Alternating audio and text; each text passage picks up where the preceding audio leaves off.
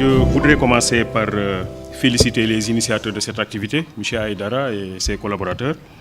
Féliciter les premiers intervenants. J'ai eu la chance de suivre l'intervention de M. Diop, mais le colonel, je l'ai raté, j'ai suivi les réponses. Vous féliciter pour la pertinence des propos. Et féliciter Mme Fouchard, Mme Diédiou, pour le livre, le bel ouvrage qu'elle a écrit. Et j'ai été un des acteurs de la présentation au Terroubi il y a de cela quelques semaines. Merci. Je dois commencer par répondre à une question avant de faire une synthèse, une petite synthèse. Je sais que les gens sont fatigués. Une petite synthèse de mon intervention. Alors, on a parlé de la dimension culturelle de la sécurité. Il faut voir que dans nos traditions, dans les sociétés africaines traditionnelles, on ne se posait pas trop des soucis liés à la sécurité ou à l'insécurité. Parce que simplement, le milieu dans lequel on évoluait était un milieu composé de personnes avec qui on entretenait des relations de parenté. C'est-à-dire donc le village était une famille élargie. C'est pour cette raison d'ailleurs, si vous regardez bien jusqu'à nos jours au Sénégal, les villages portent les noms des ancêtres fondateurs. On dit Keur, Keur Mbaye Fall, Keur Ndiaye Lo, Keur, c'est la maison d'eux. Ailleurs, on parle de Saré chez les Alpulaar, ou de Wuro, comme Wuro Sogi, ou de Kounda, si c'est Kounda, Touré Kounda, etc. Donc, qui montre que tous les membres de la localité entretiennent des relations de parenté. À partir de ce moment-là, je n'ai pas à avoir peur, parce que je considère que l'autre doit se soucier de ma sécurité. Ce besoin de sécurité dont parle Abraham Maslow dans la pyramide des besoins n'est pas seulement une sécurité physique, gendarmique ou policière, c'est une sécurité psychologique. Je me sens bien en présence de ma maman. Pourtant, je peux être physiquement plus fort que ma maman. Mais en sa présence, je me sens en sécurité. Et quand j'ai des problèmes, j'appelle à son secours. Chez les Wolof, on dit « Oui, Samandai ».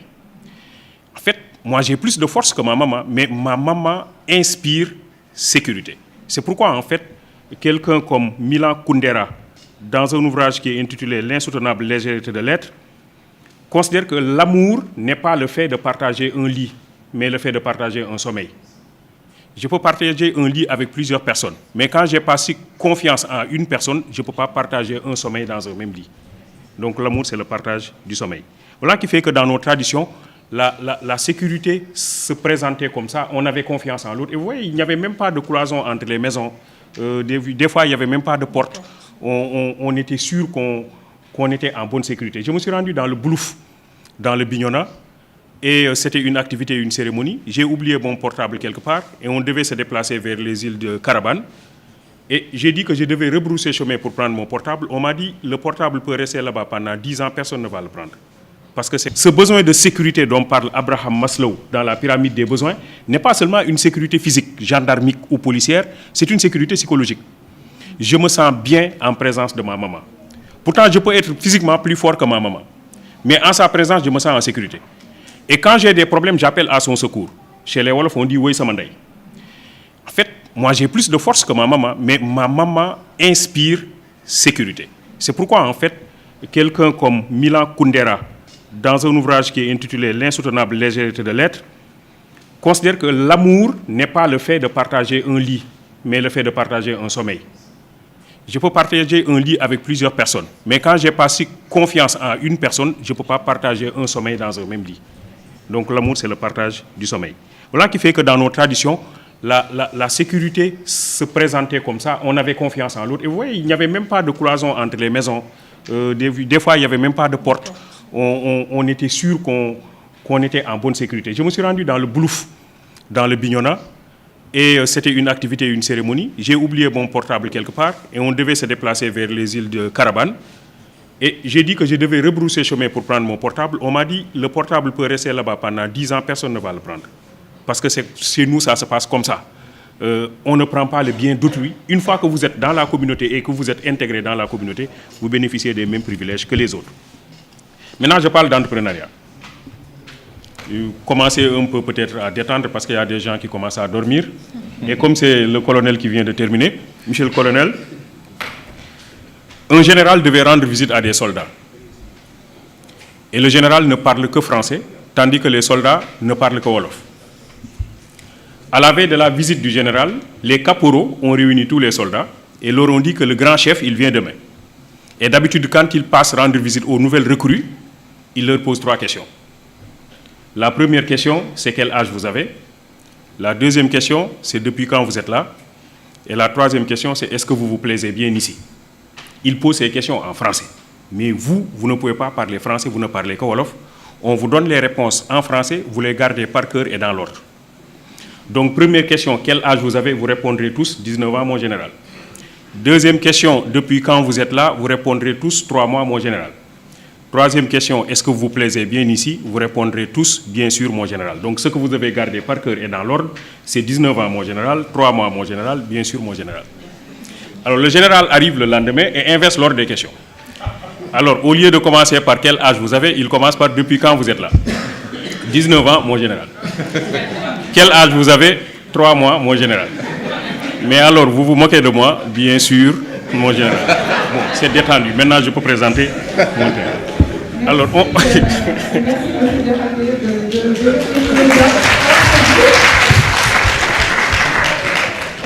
ici le colonel pour la session sportive ce matin. Éventuellement, on pourra peut-être faire venir à nouveau. Ben voilà. Merci. Alors, donc, si on compare le rapport entre l'Afrique et l'Europe sous la forme d'un match de football, je considère que nous avons mené une rencontre, l'Afrique et l'Europe, et nous en sommes à la mi-temps. Et à la mi-temps de ce match, nous avons encaissé 5 buts. Et nous n'avons pas encore marqué un seul but. Le premier but que nous avons encaissé, il me semble que c'est l'esclavage. Pendant plusieurs décennies, nos sociétés ont été soumises au régime de l'esclavage et les personnes les plus physiquement aptes qui devaient développer nos localités ont été arrachées du continent et orientées vers d'autres localités. Évidemment, il ne s'agit pas de pleurnicher sur son histoire, mais c'est la réalité. Pour moi, ça a été un but historique fatal que nous avons encaissé. Deuxième but que nous avons encaissé, il me semble que c'est la colonisation. Parce que tout le monde sait que le colonisateur, il était mu par 2 préoccupations. Première préoccupation, c'était piller les ressources économiques, mais même là, on peut dire que c'est jouable, on peut piller nos ressources économiques, on peut les refaire, on peut se rattraper. Mais la seconde préoccupation, c'était piller les ressources culturelles. Et ça, c'était plus compliqué. Le pillage systématique de nos ressources culturelles. Je reviendrai là-dessus lorsqu'on parlera de l'entrepreneuriat. Troisième but que nous avons encaissé, il me semble que c'est la néocolonisation. Le colonisateur n'est plus là, mais qui peut oser dire aujourd'hui qu'il n'est pas là? Je crois que la réponse du colonel tout à l'heure par rapport aux questions de sécurité montre qu'il est parti, mais qu'il est encore là. Entre les colonisés, dit Jean-Paul Sartre, le colon s'est arrangé pour être l'éternel médiateur. Et comme les mots sont des idées, dit-il, quand le nègre déclare en français qu'il rejette la culture française, il prend d'une main ce qu'il rejette de l'autre. On ne peut pas dire en français que je n'aime pas la culture française. Quatrième but que nous avons encaissé, il me semble que c'est la mondialisation. Normalement, la mondialisation devrait être une opportunité pour toutes les communautés. Mais telle qu'elle est en train de se configurer actuellement, la mondialisation semble prononcer davantage la marginalisation des pays pauvres, des communautés pauvres et notamment des pays africains. Cinquième but que nous avons encaissé, il me semble que c'est un but contre son camp. À mon avis, c'est tous les cas d'incivisme, de malgouvernance, de détournement, de deniers, etc. Je les appelle but contre son camp. Fin de la première mi-temps, on a joué 45 minutes, il faut engager la deuxième mi-temps, il nous reste 45 minutes et il est possible, à mon avis, de faire une remontada. Mais ça suppose que l'on est un bon entraîneur, c'est-à-dire le leadership. Me semble excessivement important, un leader avisé et volontaire, généreux, engagé, juste et droit. Deuxième chose qui me semble importante, c'est un 11 qui est prêt à mouiller le maillot. Un ancien entraîneur de l'équipe nationale du Sénégal disait que je n'ai pas besoin des 11 meilleurs, j'ai besoin du meilleur 11. On peut avoir les 11 meilleurs et ne pas avoir une bonne équipe. Par contre, avoir un bon 11, ça c'est pour des gens qui sont véritablement engagés.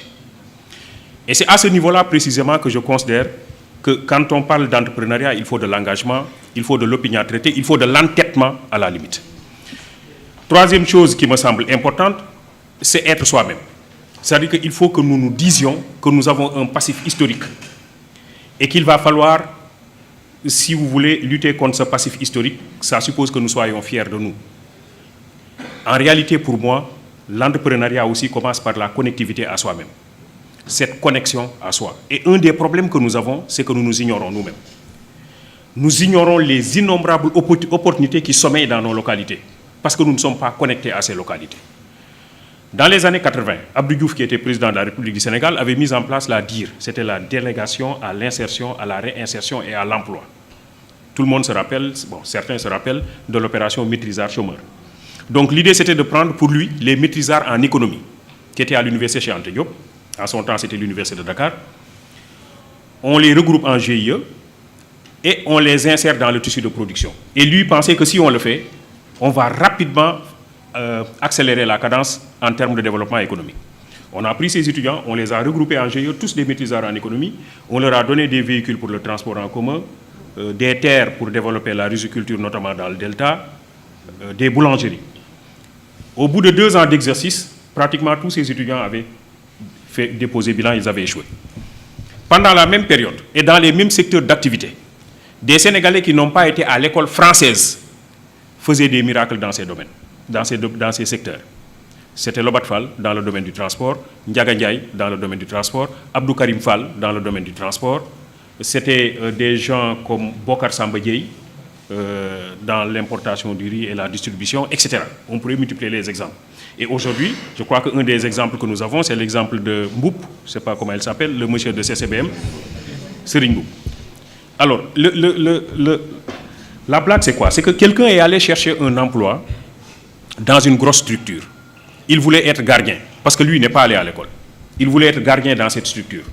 Il s'est présenté au directeur des ressources humaines, qui lui dit, est-ce que tu as une adresse mail pour qu'on vous envoie le dossier à fournir? Le monsieur dit, je n'ai pas d'adresse mail. On lui dit donc, tu ne peux pas être gardien chez nous. Parce que ça, c'est le minimum, il faut avoir une adresse mail. Le monsieur part et en rentrant, il voulait acheter une barre de cigarettes et il a vu qu'il n'avait pas de boutique sur toute la ruelle. Il dit, ça c'est une idée pour moi, je vais commencer par une petite table et je vais vendre des barres de cigarettes. Il commence par cette affaire qui marche bien. Après, il vend des journaux.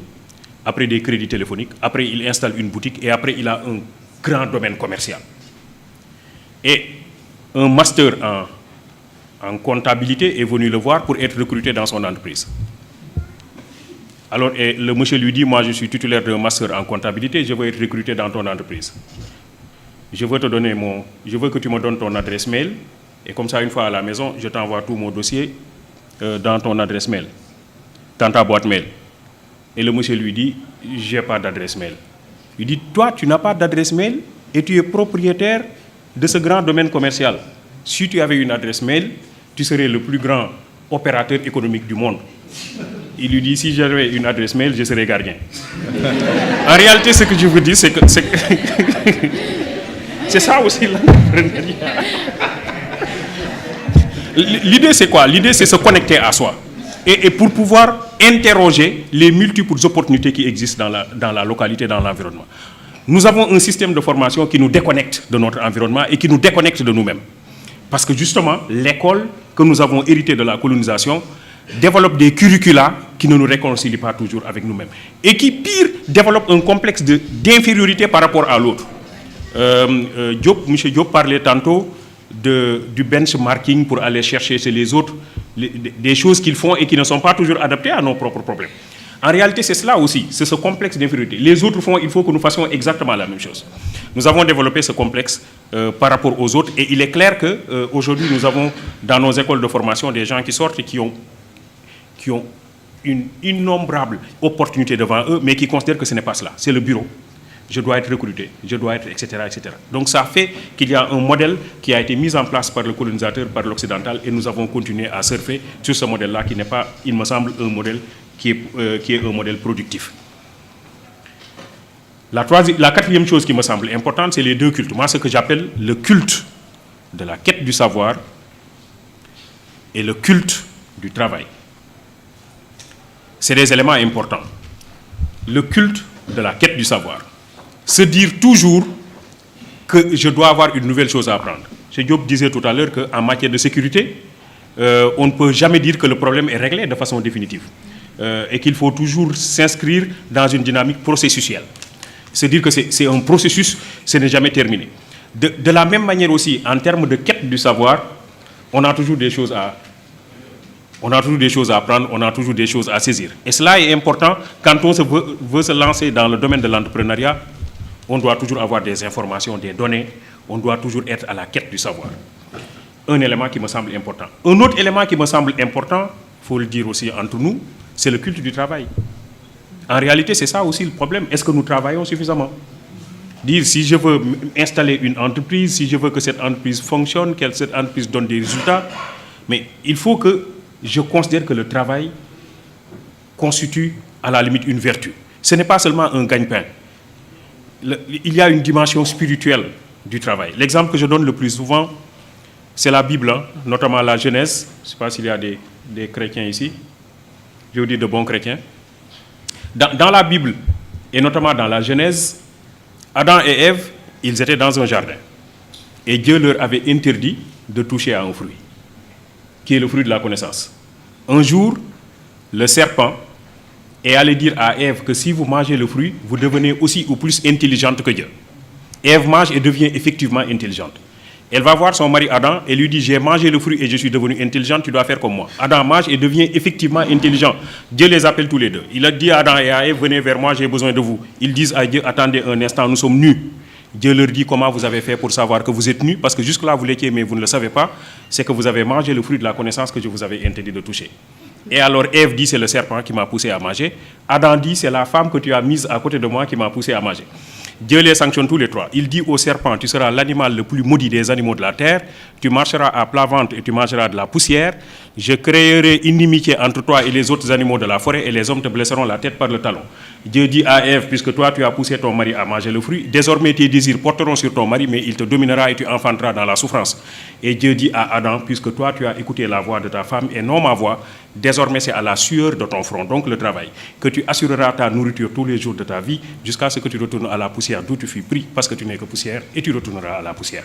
Le travail se présente ici comme une exigence divine. De la même manière, dans le Coran, Dieu dit, je vous ai créé pour une vie de lutte. Je vous ai créé pour une vie de lutte. Donc l'individu ne doit pas rester les bras croisés, c'est quelqu'un qui doit travailler. Développer le culte du travail en commençant par une petite chose, sans aucun complexe, avec beaucoup d'engagement et d'entêtement, et se dire que c'est possible. Je vous remercie de votre attention.